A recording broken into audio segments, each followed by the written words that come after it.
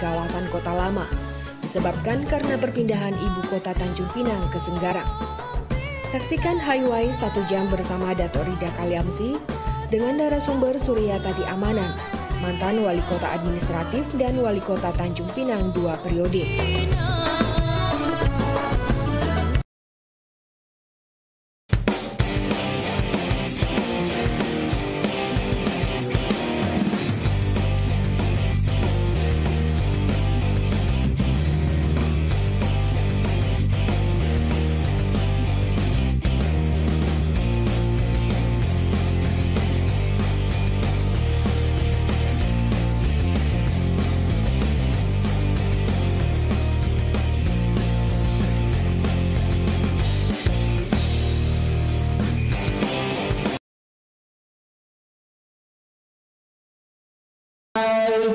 Apa kabar para pemirsa Tanjung Pinang TV, Ceria TV, dimanapun Anda berada, apa kabar semuanya, sehat? Mudah kita tetap sehat, tetap jaga kesehatan kita, tetap mematuhi protokol kesehatan. Wabah pandemi Corona 19 masih ada, masih terus bertambah korbannya, jadi kita sajalah yang harus lebih aktif menjaga kesehatan kita, menjaga kesehatan keluarga kita, supaya kita tetap bisa bekerja dengan baik. Para pemirsa sekalian, kita berjumpa lagi hari ini di episode 1 jam bersama Rida Kaliamsi dalam acara Highway Senin tanggal 14 September.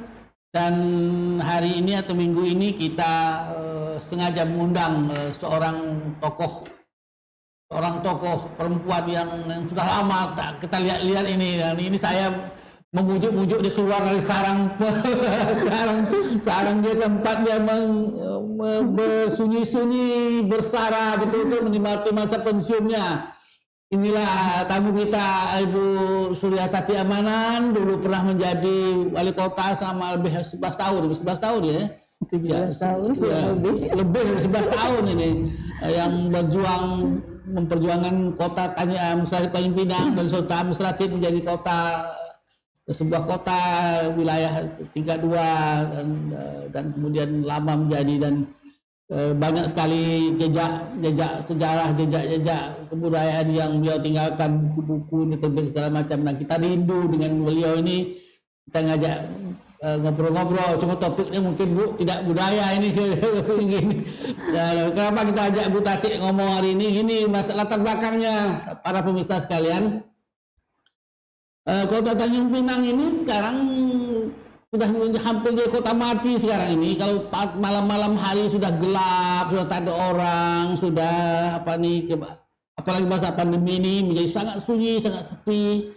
Nah, padahal dulu ada sebuah ibu kota yang sangat dinamis, pernah dibangun Belanda, sama tua dengan Malaka, sama tua dengan Singapura. Jadi sebetulnya bersaing dulu zaman sejarah Belanda, kerajaan beberapa ratus tahun lalu bersaing antara Malaka, Singapura dan Tanjung Pinang, 3 bandar dagang besar. Tapi tampaknya setelah sekian tahun sekarang ini kalah lah.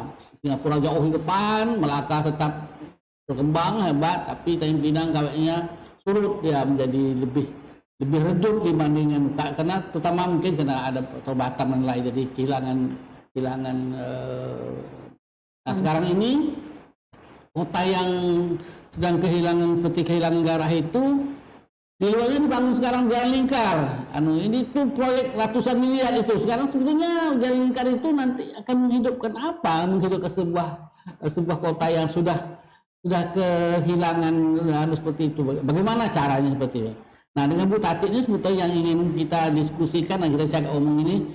Dulu waktu ada yang mengatakan bahwa ini gara-gara pindah ke Senggarang, Bu, ini karena ibu kota pemerintahan Tanjung Pinang dipindahkan ke Senggarang, dan kemudian pusat pemerintahan provinsi pun pindah ke Dompak, sehingga Tanjung Pinang sebagai sebuah kota itu betul-betul ditinggalkan, daerah dagang ditinggalkan. Nah, kita kepingin diskusi ini, Ibu, betul nggak pikir dulu latar belakang waktu Ibu yang memindahkan ibu kota Tanjung Pinang itu ke Dompak, ke Senggarang itu dulu kira latar belakang pemikiran seperti apa? Mungkin banyak yang sudah lupa mungkin jalan latar belakang itu ya. Nah, saya serahkan waktu Ibu lah. Ibu boleh cerita seperti apa, latar belakang pemikiran seperti apa ya Bu. Baik, terima kasih. Assalamualaikum warahmatullahi wabarakatuh. Waalaikumsalam. Semoga kita semua sehat ya Bang. Alhamdulillah ya, Amin. sehat semua. Jadi memang kalau kita melihat kondisi Tanjung Pinang sekarang ya, dibandingkan pada waktu kami memindahkan ibu kotanya di tahun 2007.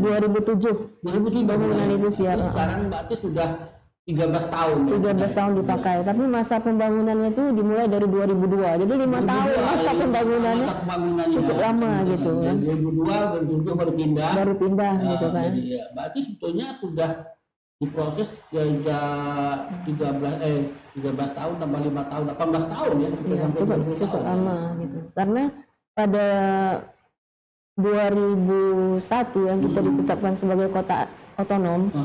Ya. Itu kita lihat memang kota lama itu pada saat itu cukup berkembang pesat dan daerah barat itu Kecamatan Tanjung Pinang Barat itu merupakan konsentrasi penduduk yang padat sekali gitu.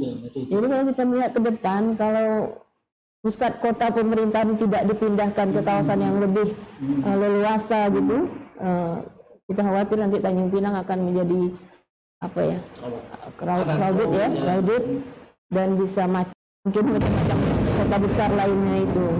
Apalagi pada waktu itu kan kita sudah mendengar tuh proses untuk provinsi Kepulauan Riau itu kan sudah jalan juga gitu, hampir bersamaan. Jadi waktu kota otonom terbentuk 2001, provinsinya kan di 2002 undang-undangnya kan, jadi dekat gitu.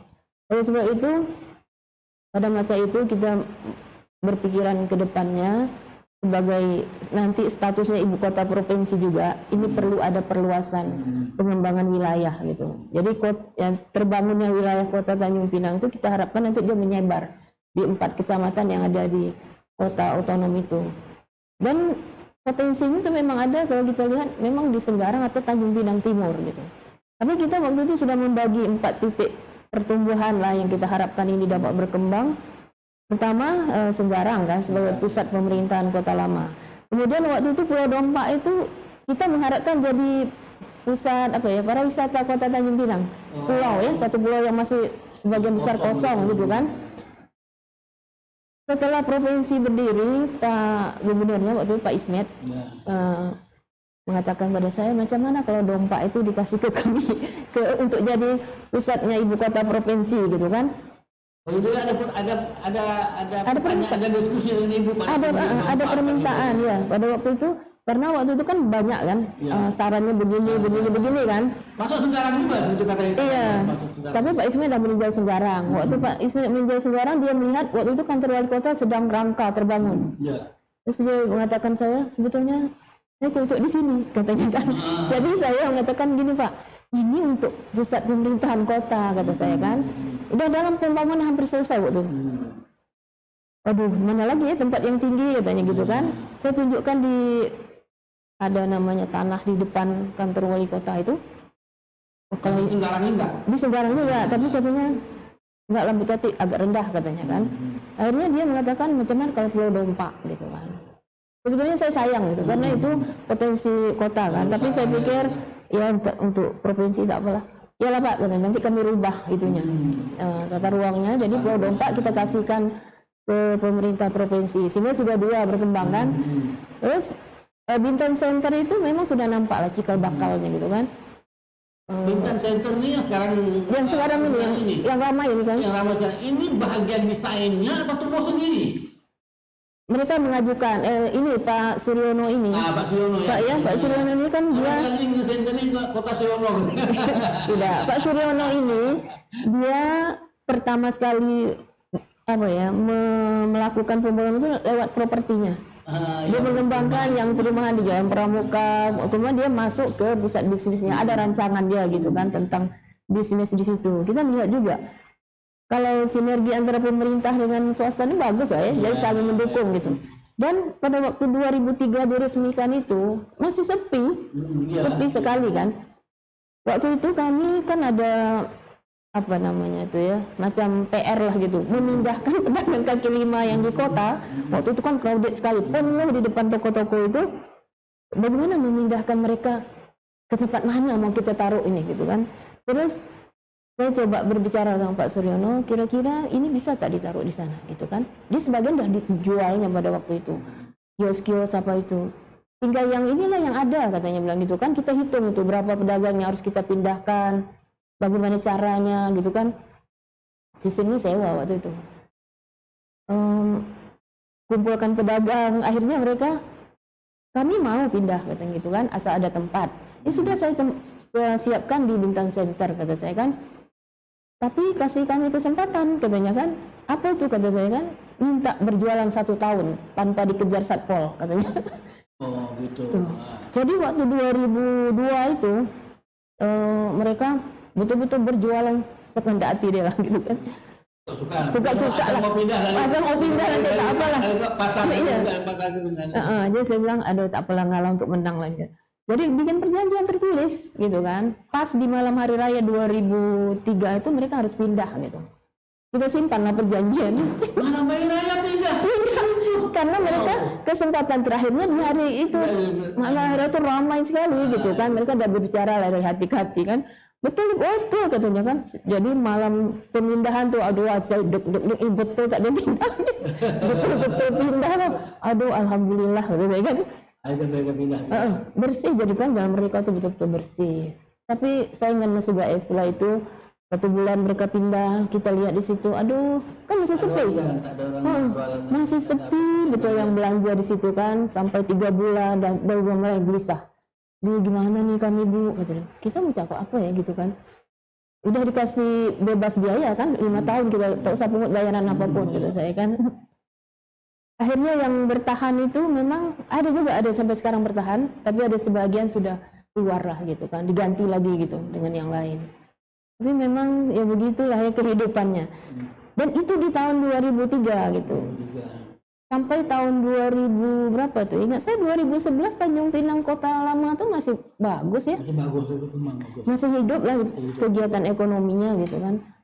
Terus Senggarang sendiri juga membangunnya itu kan masih kantor wali kota, tapi sudah nampak lah ya.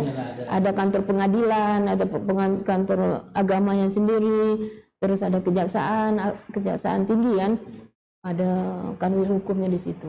Pada waktu itu untuk lebih cepat bagaimana ya supaya kantor pemerintahan lain juga pindah di sini. Begitu kalau ada permohonan nak mengajukan pembangunan, benar-benar kami tak ada tanah gitu kan. Boleh pakailah tanah Pemko, kata saya kan. Pertemuan tuh kita maunya hibah gitu kan. Tapi hibah ini kan lama, harus persetujuan dewan dulu gitu kan. Sementara mereka terbatas anggaran yang, udah tahun ini udah ada anggaran pembangunan gitu kan. Kalau gitu, bisa tak kalau misalnya pinjam pakai, kata saya kan. Bolehlah diajukan, rupanya boleh dikasih pinjam pakai. Jadi proses penghibahan itu, ada yang selesainya itu setelah saya sudah selesai pula. Lama gitu. Mereka baru ingat, oh ini masih pinjam pakai, yuk kita selesaikan. Kata saya ini persetujuan dewan dulu gitu. Nah itu alhamdulillah selesai yang itu. Termasuk umrah yang ada pertama itu kan di situ. Nah yang di Senggarang dia di situ. Itu juga kita pinjam pakai. Ya, kampus pertamanya itu. Jadi kita berusaha supaya kantor-kantor yang akan terbangun berada di situlah sebagian ya paling tidak. Gitu. Kemudian dengan provinsi mengembangkan juga pusat pemerintahannya ya di Dompa, ya kita juga melihat lah, senang lah kita melihatnya sini terbangun, sana terbangun gitu kan. Kalau pusat pemukiman itu memang arahnya memang ke Tanjung Pinang Timur lah, karena lahannya masih cukup luas dan ternyata itu memang betul pada tahun 2009 itu kan itu masih sedikit kan. Sedikit sekali, belum begitu banyak gitu. Tapi begitu jalannya kita buka jadi dua arah gitu, itu mulai perkembangannya cepat sekali pembangunan perumahan di situ. Dan seperti kita lihat sekarang 42% penduduk di Tanjung Pinang Timur, cepat gitu. Senggarang penduduknya masih jauh lah, masih sedikit. Oke, jadi memang awal pemindahan itu yang pindahkan itu hanya para pedagang kaki lima untuk menciptakan suatu kota baru. Jadi waktu itu kan di Bintang Center ini belum ada. para pedagang kecil itu yang membangun Batu Sembilan, menggerakkan lah ekonominya di situ itu, walaupun sehingga memang ada tiga pusat ekonomi baru, Tanjung yang lama tetap ada, yang baru untuk pedagang kecil ini, kemudian pusat pemerintahan di Semarang. Itulah desain awal, dan itu tumbuh di luar rencana yang terlampau luar biasa, luar anggaran yang terlampau banyak ya. Tidak menggunakan anggaran. Dan waktu itu memang tak pikirkan bahwa Tanjung Pinang itu akan jadi sebuah kota yang senyap seperti sekarang ini. Karena waktu itu betul-betul ramai kan, di sini ramai sekali ya. Kalau pusat pemerintahan kota itu di Sembarang, saya punya keyakinan gitu kan. Orang bilang, aduh, Menteri Dalam Negeri pada waktu Pak Ari Sabarno pernah melihat Rangka tuh kan. Ini kok mendirikan kantor di hutan katanya kan. Kata saya, Pak, sekarang hutan Pak, tapi perlu waktu lah kata saya. Tapi dia kagumnya gini, cantik ya pemandangannya. Dia bilang pemandangannya tak pernah ada yang datang ke sana mengatakan pemandangannya tak bagus. Pasti bilang bagus. Oke, kita break dulu ya. Kita break dulu para pemirsa sekalian. Kita break dulu di sesi yang pertama, nanti kita lanjutkan sesi kedua. Hai, kita bertemu pada sesi yang kedua.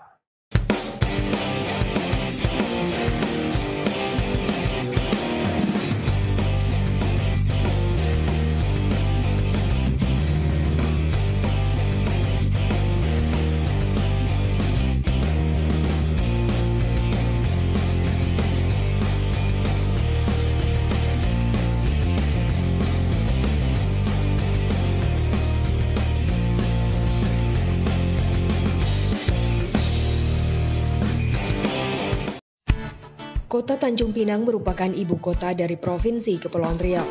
Kota ini memiliki pesona menarik dengan beragam kultur budaya dan suku.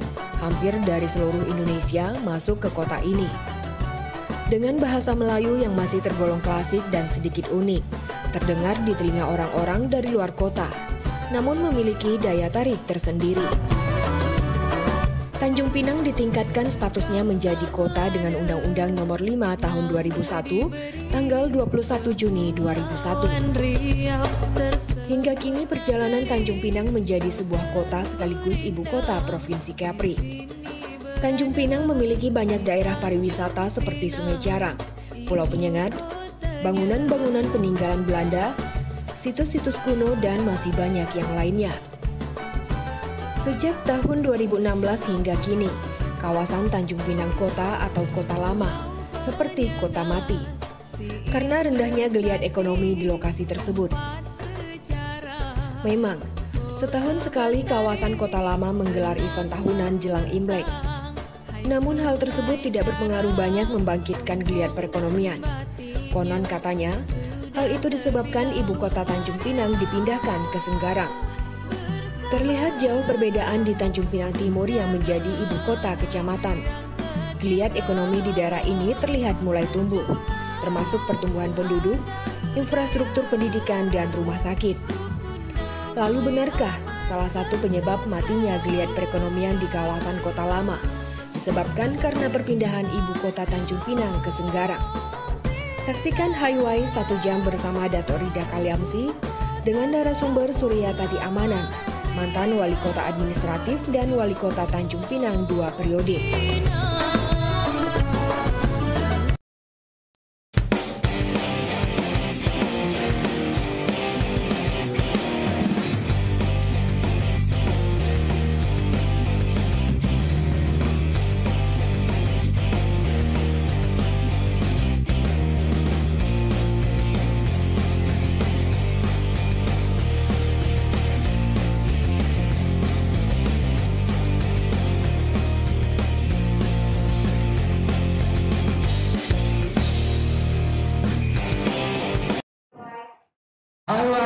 Kita berjumpa lagi sesi yang kedua bersama perbincangan santai kita dengan Ibu Suryatadi Amanan, mantan Wali Kota Tanjung Pinang dulu, yang di masa beliau sebagai Wali Kota lah, Kota Tanjung Pinang itu pusat pemerintahannya dipindahkan dari Tanjung Kota ke Senggarang. Bu, waktu pemindahan itu memang tidak ada pikiran bahwa Tanjung Pinang itu akan jadi seperti sekarang Kota lama ya. Kota lama. Sekarang disebut kota lama, kota yang sudah hidup betul jadi kota lama. Itu tak pikir waktu itu mungkin pada waktu kita memindahkan Senggarang pusat pemerintahan ke Senggarang itu justru kita berpikir kota lama ini kan menjadikan kota warisan budaya ya, yang kalau kita lihat tuh apa namanya mata rantai itu sampai ke ini juga sejarahnya ada lah gitu. Itu tetap dipertahankan sebagai kota warisan budaya sebetulnya, dan kita harapkan juga dia tetap berkembang gitu, tidak mati dia gitu kan, tidak seperti sekarang kayak penurunan itulah, penurunan fungsi lah ya. Dan makanya kita memindahkan itu supaya sana nampaknya lebih tertib, lebih leluasa orang berjalan gitu kan. Dan harus ada lagi sebetulnya ke depannya mungkin apakah itu dibikin sebagai tempat yang orang berbelanja jalan kaki aja, jangan masuk lagi mobil ke dalam itu gitu kan. Harus ada tempat parkir yang lebih representatif lah. Di situ saya melihat kan ada 2 lokasi lahan yang memang sudah dimiliki pengusaha ya, tapi dia belum fungsikan gitu kan. Kalau untuk sementara mungkin bisa dimanfaatkan. Di mana tuh bukan? Yang di bekas kantor wali kota lama. Oh ya. Nah, sama dengan Tengku Umar itu yang di Busuk Gembira kan? Ya, Busuk Gembira ada 2. Daripada sekarang parkirnya ya tak resmi lah mungkin ya. Tapi sebenarnya didaya gunakan juga gitu. Dan diatur sedemikian rupa lah kota lama itu. Oke, jadi waktu dipindahkan ini sudah ada pemikiran selain menjadi tetap sebagai pusat perdagangan menjadi kota warisan budaya. Jadi mungkin seperti Melaka ya, seperti gitu kan cantik kan. Kota dicat lagi, dibaguskan lagi, kota wisata dengan basisnya sejarah ya seperti itu. Nah, Ibu tengok sekarang seperti apa jadinya sisa-sisa terakhir ini kota yang sudah tak ada kehilangan gairah seperti itu kan. Perlu dihidupkan kembali lah. Dan menurut saya itu memang perlu ada kajian yang lebih mendalam gitu kan.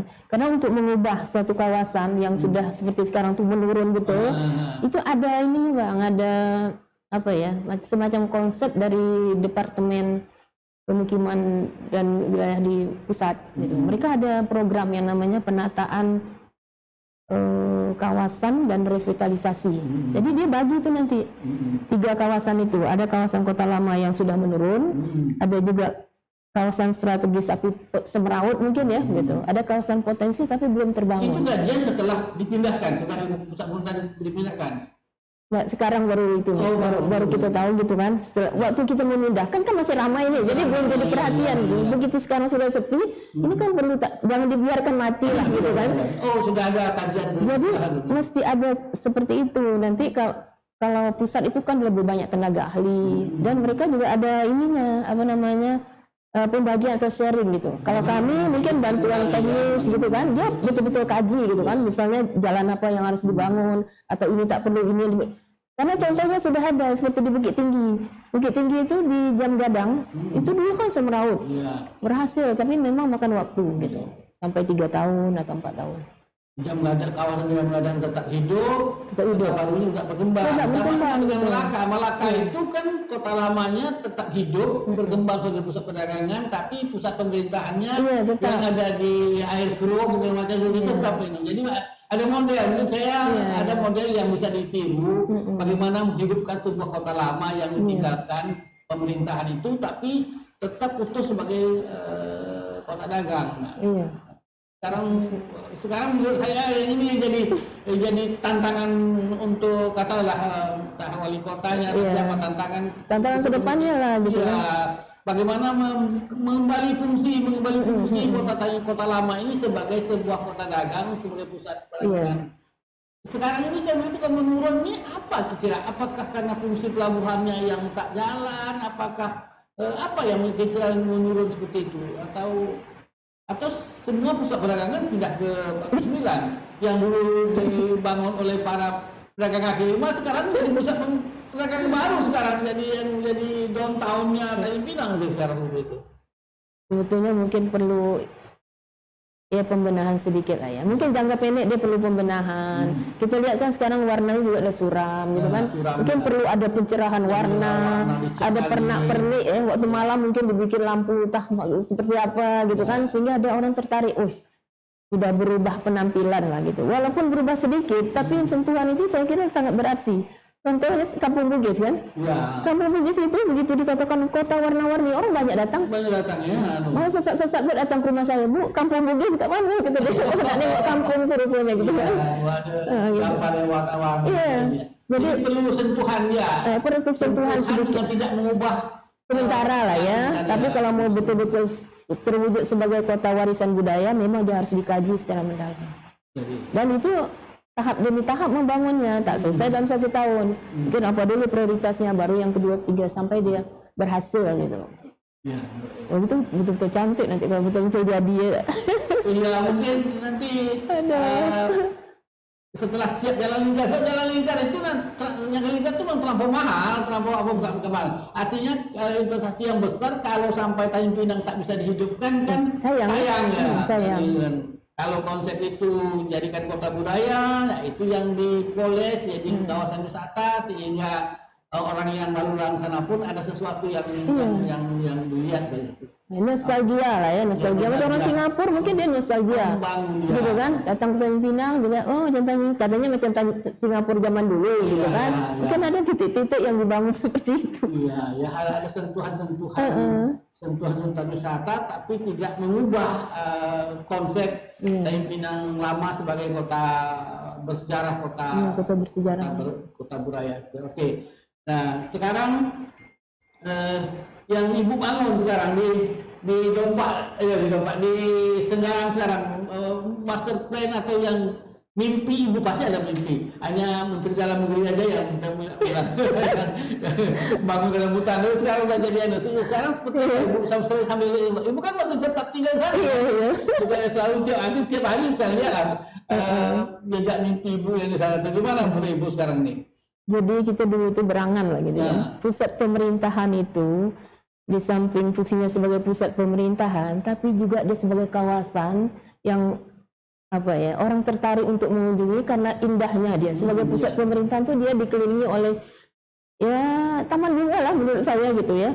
Mungkin di sepanjang jalannya itu sebetulnya tak mahal kan itu kan, tapi memberikan daya tarik tersendiri gitu kan. Jabatan itu ke kantor wali kota itu tak lampu itu tak ada sekarang. Tak enjoy sekarang ni. Tak ada semangat sebuah kota itu tak nampak gitu ya Bu ya. Terus gini, di kilometer 14 simpang kilometer 14 itu masuk ke dalam, itu rencanaannya sudah ada waktu itu, dilebarkan lagi ya, seperti yang di jembatan itu kan agak lebar. Di sana dilebarkan, bikin 2 jalur sampai dia ke pusat pemerintahan yang baru. Nanti baru ditata lagi seperti pusat pemerintah kota taman lah gitu bayangan kita. Dulu gagasan ide itu model itu dulu konsepnya Ibu tidak mana Ibu ke Melaka kemana dulu yang atau jangan Putrajaya ada konsep Putrajaya atau apa gitu. Johor lah ya waktu itu yang mungkin yang lebih mendekati lah mungkin ya dari segi waktu itu kan sibuk kota kembar ya waktu itu kan. Jadi ya bincang-bincang mungkin Johor lebih tepat gitu kan. Lebih moderat lah gitu. Dan sekarang kita lihat memang sudah di turunan Tanjung Sebau itu jalannya sudah diperlebar Bang. Itu kan sudah satu tempat lah ya, sudah bagus ya. Tinggal yang jalan simpang itu. Kalau itu juga terbangun saya kira akan tumbuh cepat lagi. Macam Dompak lah ya sekarang kita lihat. Begitu jalannya besar. Lebih besar mungkin.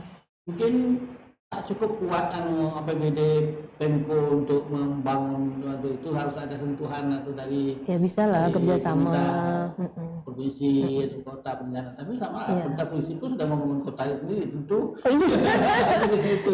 Nah, dalam pikir saya kota yang baru ini tentu sudah tak bisa mundur, harus lebih dibikin lebih karena konsepnya sebenarnya sudah jalan. Dulu ada nggak pemikiran Ibu ini kena pindah ke Senggarang itu karena latar belakang sejarah, karena itu dulu pernah jadi pusat pemerintahan kerajaan Riau, Lingga dulu di sana. Tapi sekarang atau ada Ibu sudah punya nama gitu, Senggarang sekarang kan pusat pemerintahan kota Senggarang, sekarang tidak ada, belum ada namanya. apakah itu kota apa dulu yang ada latar belakang sejarahnya gitu. Iya, itu yang belum ya, namanya itu yang belum. Mungkin juga perlu diteruskan yang barulah ya gitu, mengundang tokoh-tokoh untuk mencari nama pusat pemerintahan Kota Tanjung Pinang itu gitu. Karena memang itu piring lagi kan. iya,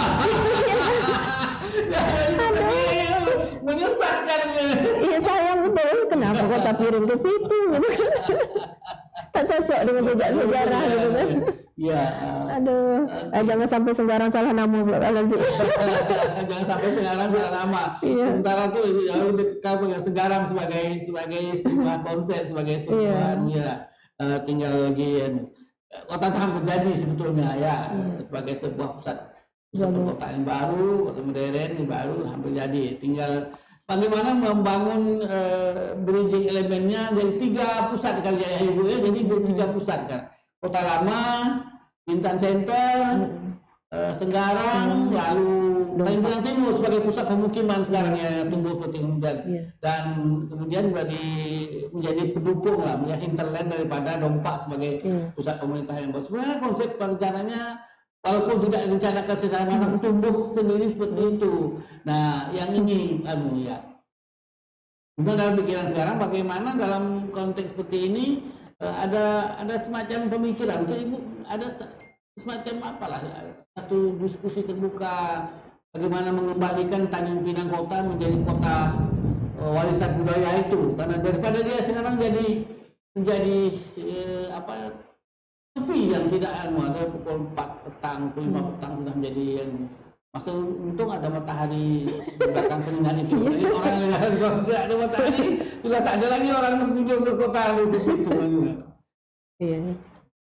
Saya kira Pemko perlu lah ya, membuat semacam grup diskusi kecil gitu ya, diskusi besar, tokoh-tokoh gitu kan, yang itu mengundang pakar tata kota gitu kan, ya, ahli sejarah segala macam itu perlu lah rasanya.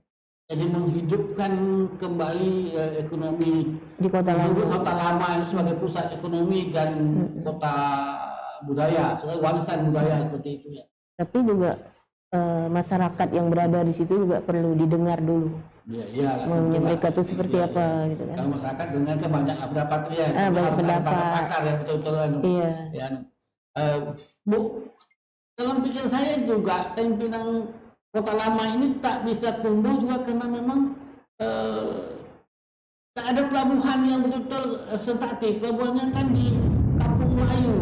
Kampung Melayu itu satu-satu kapal tempat berlabuh. Yang ada itu kan pelabuhannya kan pelabuhan kapal feri seperti itu. Dan kapal kargo segala macam. Sebagai pusat kota tidak ada pelabuhan representatif untuk menampung seperti itu. Nah, menurut Ibu, enggak pelabuhan, persoalan pelabuhan apa yang ikut faktor yang membuat Tanjung Pinang jadi kehilangan kekuatan ekonominya seperti itu. Pelabuhan kargo ini. Betul nggak ya, pelabuhan kargo kan ada di Kampung Melayu kan salah satunya yang pelabuhan yang dalam. Saya melihat kemarin itu Pak dari provinsi ya sudah ada membangun yang di Pelantar 2 itu diperbesar sedikit untuk pelabuhan itu juga bongkar muat barang gitu kan. Iya, tapi kan kapasitas kapal yang lewat di sana kan tetap juga tidak memadai karena sejak dulu kan kapal kapasitas paling 100 ton yang masuk situ. Yang 300 ton tetap tidak di situ. Tetap masuk ke dalam tangki minyak segala macam, tetap masuk ke Kampung Melayu seperti itu. Nah dulu zaman Ibu ada tak pemikiran pemekaran Kota Tanjung Pinang itu, katakanlah misalnya memasukkan Kijang sebagai bahagian daripada Kota Tanjung Pinang. Pelabuhan terbaik itu kan jadi Kijang kan? Pernah nggak terpikir waktu itu? Sudah pernah saya lontarkan. Pernah melontarkan ya? Iya, kena caci maki saya waktu itu. Padahal pada masa depan Kota Tanjung Pinang pusat pemerintahan itu memangnya kalau pelabuhannya ada dan kalau itu dimasukkan Kijang artinya dibelah 2 aja.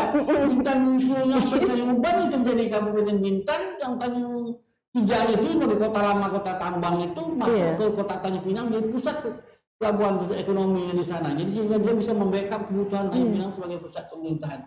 Itu sudah di tahun berapa ya, 2008 atau 2009 itu sudah dilontarkan. Waktu itu saya mengatakan Tanjung Pinang ini perlu diperluas wilayahnya sampai paling tidak ke Kijang ya. Di arah sana tuh ke Kijang, dari timur sebelah utaranya masuk sebagian Tanjung Uban lah gitu kan. Sebagian aja, bukan sampai Tanjung Uban kotanya gitu kan. Dan ini menurut saya memang itu berada di provinsi lah yang menengani, karena dia sebagai ibu kota provinsi waktu itu, kata saya gitu. Untuk jadi ibu kota provinsi yang lebih representatif perlu mengambil wilayah itu gitu kan. Jadi diadu lah kami gitu kan, seolah nanti saya pula berperang sama Pak Ansar, kan tak enak tuh. Pasti saya nak merebut pula, padahal bukan begitu maksudnya. Supaya pengembangan kota itu lebih baik lah sebagai ibu kota provinsi loh, kata saya, bukan sebagai ibu kota Tanjung Pinang gitu kan. Sebagai ibu kota provinsi. Oke, ya. Jadi ibu sudah pernah melontar gagasan itu dengan pemikiran bahwa supaya Tanjung Pinang bisa berkembang sebagai sebuah ibu kota provinsi yang dia yang punya kekuatan ekonomi perkotaannya, ibu pernah merancangkan supaya menyarankan agar Kijang itu masuk ke dalam kota Tanjung Pinang pembahasan itu. Tapi waktu itu oleh Pak Gubernur dikembalikan lagi, terserah antara dua kabupaten kota lah mati.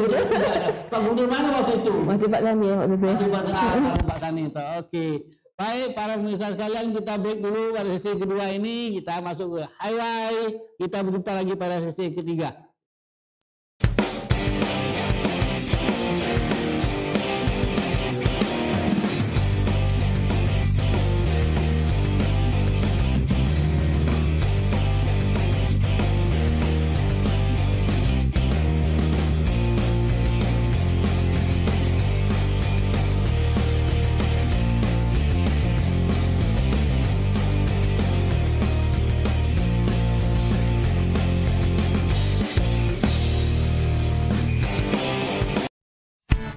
Kota Tanjung Pinang merupakan ibu kota dari Provinsi Kepulauan Riau.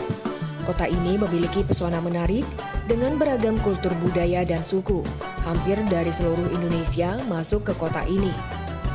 Dengan bahasa Melayu yang masih tergolong klasik dan sedikit unik, terdengar di telinga orang-orang dari luar kota, namun memiliki daya tarik tersendiri.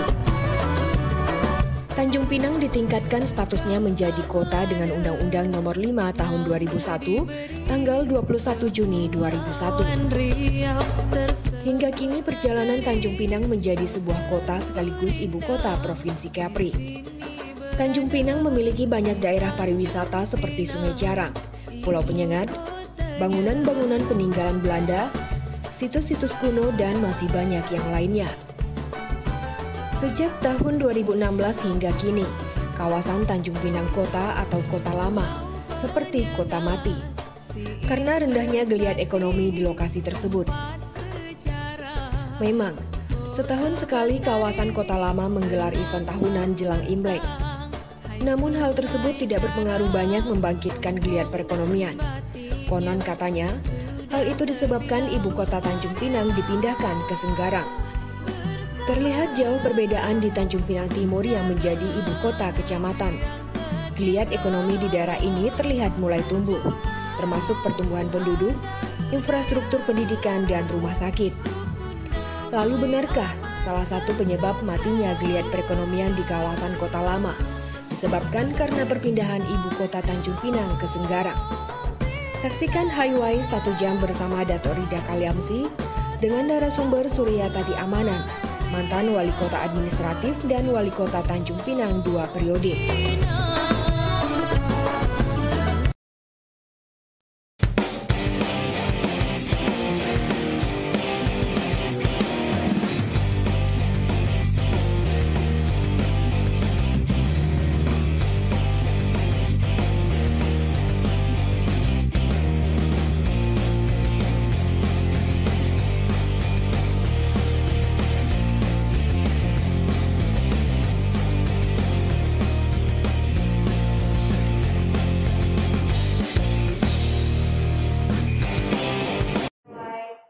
Hai, kita berjumpa lagi pada sesi ketiga, bincang-bincang santai kita dengan Ibu Suryatati Amanan, mantan Wali Kota Tanjung Pinang, yang sebetulnya dari perbincangan kita ini kita bisa melihat bahwa gagasan beliau dulu waktu memindahkan pusat pemerintahan Kota Tanjung Pinang dari kota lama ke Senggarang itu sudah disiapkan sebuah pemikiran ke depan. Dan bahkan dari perbincangan kita ini ada 3 hal menurut saya yang menarik, bahwa Ibu punya pemikiran bahwa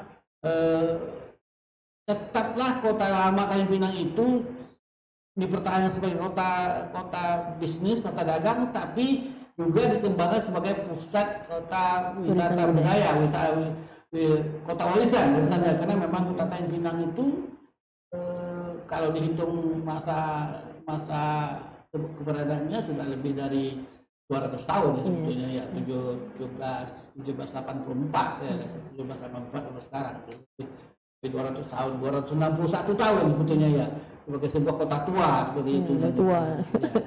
Nah, kemudian yang kedua, Ibu sudah pernah mempunyai pemikiran agar kota Tanjung Pinang itu diperluas sampai ke Kijang dengan mengambil pelabuhan Kijang sebagai pelabuhan yang akan mendukung kepentingan kota Tanjung Pinang. Mungkin waktu itu pikiran tidak Pemprovnya sendiri, ini kan tak bisa wali kota kan, misalnya harus gubernur yang membuat keputusan kan, itu biasa di tempat-tempat lain di Riau di mana-mana kalau perluasan ibu kota provinsi itu tetap keputusan dari gubernur Nah di sini mungkin tidak tertarik gubernurnya waktu itu karena mereka sudah punya sendiri waktu mungkin tak perlu Kijang tapi mereka bangun sendiri pelabuhan yang di Dompa yang Tanjung Moco ya. Kan Moco atau Moko namanya Tanjung Moco ya pakai Tanjung Moco itu. Nah tapi walaupun sekarang tak jalan-jalan juga ya pelabuhan itu mungkin itu tidak tertarik mereka seperti itu. Nah yang ketiga adalah membangun pusat pemerintahan yang kota di Senggarang menjadi sebuah kota yang mengandalkan view keindahan itu karena waktu Menteri Dalam Negeri waktu itu Pak Suwarno itu siapa? Pak Suwarno waktu itu datang sebagai Menteri Dalam Negeri waktu itu dia juga memang ya kaget karena ibu membangun dalam hutan, tapi di itu dia melihat view-nya dan anunya. Dulu malahan Pak Ismet juga pernah minta Senggarang itu juga sebagai pusat provinsi bukan Dompa kalau itu ya biasanya itu, tapi karena ibu sudah bangun kantor dan jadi kerangka ibu merasa keberatan. Nah, ibu sarankan dia supaya pindah tempat lain, milih yang lain, tapi Pak Ismetnya tertarik lebih daripada Dompa. Jadi ada konsep seperti itu pengembangan jadi ke depannya.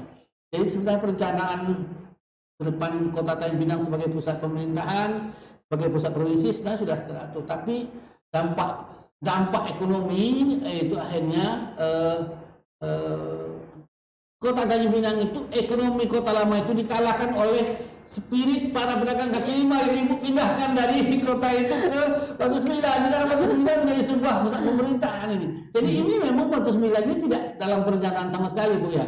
Jadi memang tidak indesign, tidak di dalam perencanaan ibu waktu ngomong ini. Ini betul-betul alternatif yang ibu pilih untuk memindahkan pedagang kaki lima itu. Dan semangat Sulyono sebagai seorang entrepreneur yang menyatakan bahwa ini bisa jadi kota baru yang bagus.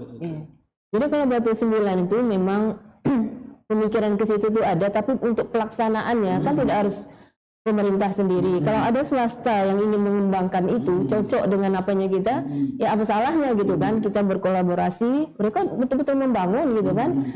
Dan untuk mengisi itu dia juga kewalahan kan, beragam mana lagi yang mau ditampung di sini gitu. Kebetulan kita juga sedang mencari gitu untuk tempat berdagang kaki lima yang sekarang sedang waktu itu berserakan betul di pelataran Jalan Merdeka itu, dan cocok gitu klub. Nah mereka juga dihubungi, kaki limanya juga mau. Jadi itulah cikal bakalnya. Pada mulanya pada mulanya menemukan pemikiran antara seorang entrepreneur swasta yang bergerak di bidang properti seperti Pak Sulyono dan persoalan kota Tanjung Pinang dengan pada kaki limanya untuk mendapat tempat di mana mereka bisa dipindahkan pada waktu itu untuk mengurangi beban Tanjung Pinang kota sebagai perdagangan. Dan perencanaannya berarti sebuah pemikiran kolaborasi pemikiran seperti itu tidak. Perkembangan Batu Sembilan sebagai downtown, sebagai pusat ekonomi yang baru ini, yang menurut sebagian saya juga ada sebagai killer, sebagai pembunuh utama itu, ini apakah ada juga pengaruh daripada keberadaan airport yang baru ini? Biasanya memang sebuah kota tumbuh mengejar ke arah ke airport, maka itu mungkin Tanjung Pinang Timur juga tumbuh berkembang seperti itu. Ada hal seperti itu menurut Ibu kan? Ya, airport itu waktu usulan diperbesar gitu kan, itu tahun 2004 lah dimulai gitu kan. Pada waktu itu memang kita kolaborasi juga, pemerintah kota itu kewajibannya membebaskan lahan, pemerintah provinsi kewajiban memotong bukit. Tapi kalau landasan apa namanya tuh apronnya apron itu perusahaan itu pusat lah, PT Angkasa Pura gitu kan. Dan memang alhamdulillah dia jadi kan. Iya, dia jadi, tidak masalahnya ya. Ini dalam satu pemikiran bahwa mencari sebab kenapa Tanjung Pinang Kota menjadi kota yang mati sekarang ini ya, sebagai sebuah kota yang berumur 261 tahun tiba-tiba kehilangan gairah ekonomi itu. Kata sementara pendapat mengatakan karena Ibu memindahkan ibu kota ke Singgarang, ada yang mengatakan bahwa ini juga karena pemerintah provinsi memindahkan ibu kota karena tahunnya bersama, hanya berurutan kan. Itu kan tahun setelah Tanjung Pinang menjadi kota otonom, lalu Pemprov Provinsi Kepulauan Riau disetujui 2002, hampir sama besaran seperti itu.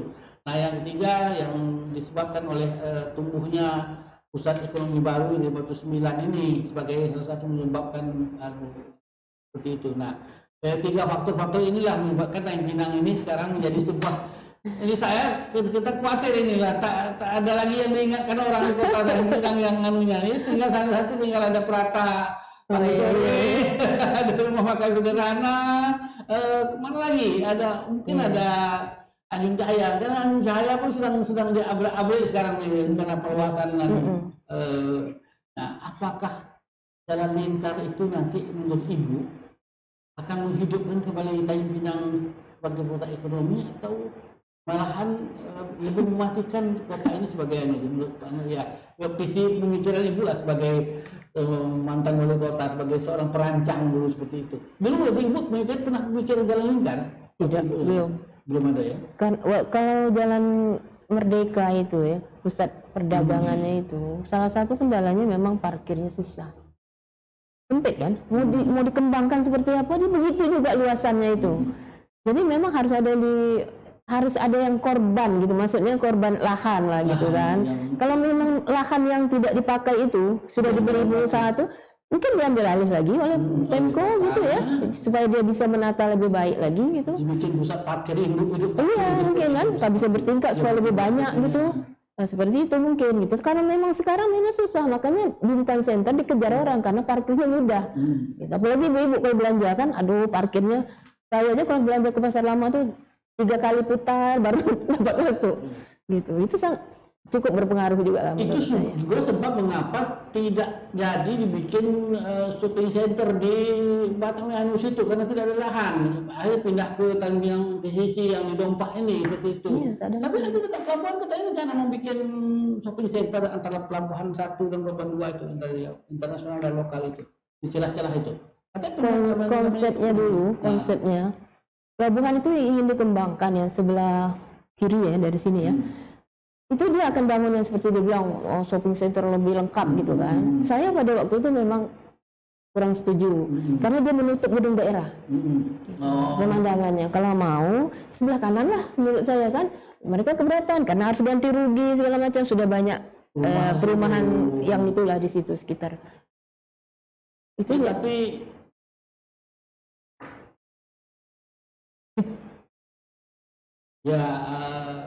Oke, jadi suatu itu alasan Ibu tidak setuju itu karena menutup gedung daerah seperti itu ya, gedung daerah. Iya, gedung daerah ditutup. Gedung berapa lantai? Sayang kan? Ya, seperti itu.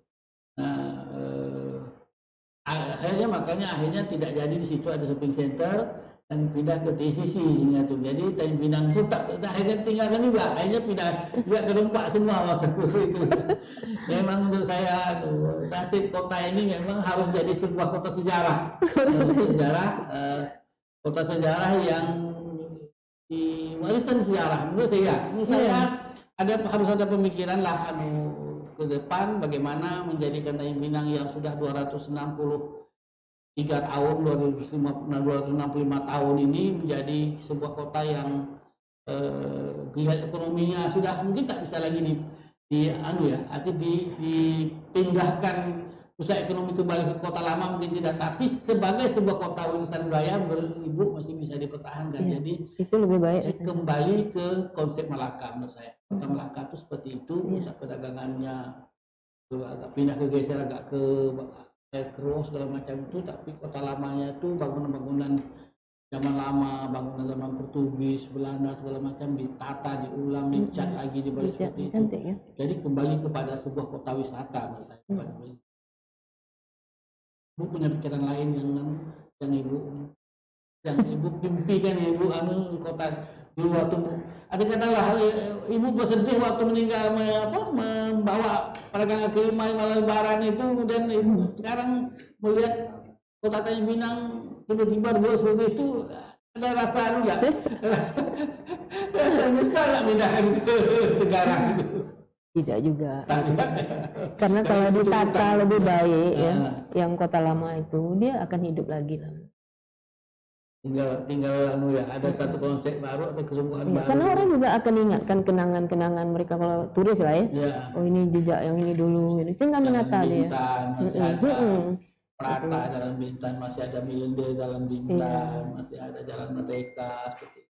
Pedagang-pedagangnya juga perlu ya mungkin ada stimulan dari pemerintah gitu kan. Kalau dulu kan pernah kita minta misalnya setiap hari ini pakai baju kurung gitu kan, menunjukkan diri kota lama gitu kan.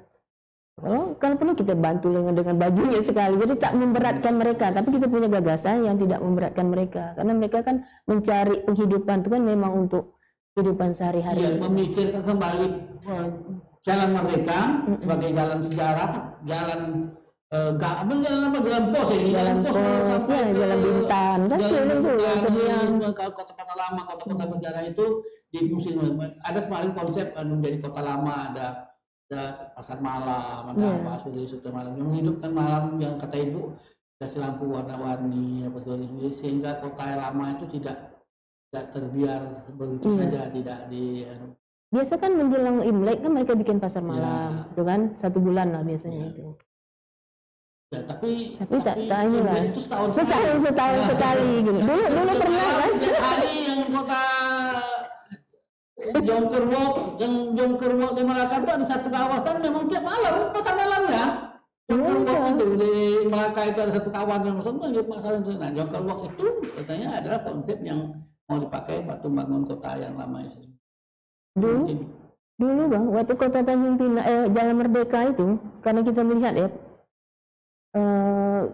ingin juga cerita lama ya. Tengku Umar kan kalau dulu kan sejak 17 Agustus ramai segala macam kan, ingin dihidupkan seperti itu dengan membangun 3 konsep itu kemarin itu, konsep Melayu Square, konsep China itu segala macam itu kan. Tapi memang waktu itu pelaksanaannya tersendat lah gitu ya. Dan Melayu Square yang kita harapkan dia bertahan hidup, rupanya habis juga kawan tuh kan. Padahal itu pada waktu mulai diresmikan itu menjadi suatu tempat yang menarik ya, terutama bagi keluarga ya, mengajak anaknya makan di situ dengan ciri khasnya. Iya di situ kan. Itu aset yang luar biasa. Sunset itu sayang. Tidak semua tempat punya sunset itu matahari dan itu luar biasa. Saya selalu katakan bahwa matahari yang terbenam di belakang tempatnya itu harta karun. Dan orang bisa dinilai, orang beribu-ribu orang menilai itu, dan setiap orang itu membelanjakan uang katakanlah satu hari itu 100.000, itu berapa total harus keuangan yang bergerak dengan mendapatkan matahari seperti itu. Nah, mungkin hal-hal seperti itu, Jalan Merdeka, Jalan Pos, dan satu lagi artinya harus ada jalan pemecahan untuk masalah parkir kota itu harus ada jalan keluar. Dan menurut Ibu bagaimana caranya supaya dibeli kembalilah jalan lahan di sebelah bekas bioskop Gembira itu dijadikan parkir bertingkat sehingga orang menjadi akses ke kota lebih dekat, dan bisa menampung beberapa ribu mobil. Atau ada space lain mungkin yang lebih cocok ya, tapi parkir lah yang perlu diperhatikan. Ya, perhatikan itu. Baik Bu, kita udah bicara macam-macam dari sini dari sana, tapi dengan satu esensi, satu gagasan adalah bagaimana cara membantu pemerintah kota, bagaimana membantu pemikiran bahwa kota Tanjung Pinang lama itu tidak boleh dibiarkan hanya biar tenggelam begitu saja. Sebuah kota yang berusia 265 tahun dan harus tetap hidup, dan menghidupkan itu karena proses sejarah berjalan, proses ekonomi bergerak, harus ditemukan yang lain, dan satu-satunya pilihan yang paling masih esensial, paling masuk akal adalah menjadikannya sebagai pusat warisan sejarah dan kekuatan ekonomi Kota Tanjung Pinang. Baik Bu, terima kasih banyak. Para pemirsa sekalian, inilah bincang-bincang kita selama hampir 1 jam dengan Ibu Suhersrati. Saya tak sempat mengajak beliau bicara lagi tentang puisi, tentang syair, karena ini di zaman beliau menjadi wali kota ini banyak sekali buku-buku yang diterbitkan sehingga jejak kebudayaan, terutama budaya Melayu sangat terasa. Sekarang ini buku-buku yang seperti itu sudah tak banyak lagi diterbitkan orang, dan jejak menurut saya Bu, setelah masa keemasan zaman Raja Ali Haji dengan itu, pada zaman Ibu menjadi wali kota itulah jejak kembali ke pengarangan yang hidup di Kota Tanjung Pinang. Ada Hasan Yunus bisa nulis buku, siapa Aswani nulis buku, semua teman-teman nulis buku seperti itu. Kita rindu zaman itu. Ibu masih tetap nulis puisi? Sekali datang baca puisi ya? Masih. Ada buku baru yang terbit belum? Belum dibukukan, tapi udah ada puisi. Masih banyak ya, ada terpantau ya, paling banyak sekali. Ini salah satu penyair perempuan Indonesia yang dikenal di kalangan dunia kesusahan Indonesia, salah satu wali kota yang suka pada sastra, pada budaya, dan menghidupkan semangat kepenyairan Indonesia. Baik para pemirsa sekalian, kita tutup di sini dan kita bertemu lagi pada minggu akan datang dengan topik yang berbeda. Hai, sampai jumpa lagi di masa hari minggu-minggu yang akan datang dengan topik-topik yang berbeda. Assalamualaikum warahmatullahi wabarakatuh. Waalaikumsalam. Batin dan puncak cindai.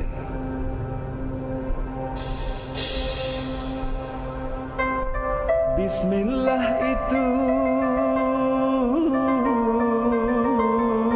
permulaan kalam. Assalamualaikum pembuka salam. Hamba yang fakir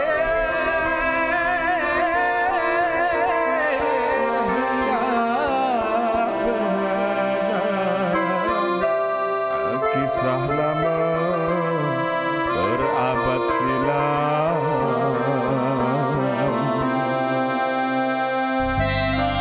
Dari dahulu bersinggah sana pusat kerajaan Riau dan ini, berpasak gunung bercabang 3 menjulang tinggi mahsyur membuana. Si Gunung Dai cabang tertinggi berjantan pula di tengah merangi. Cindai menangis menawan hati di cabang terendah muasal elegi.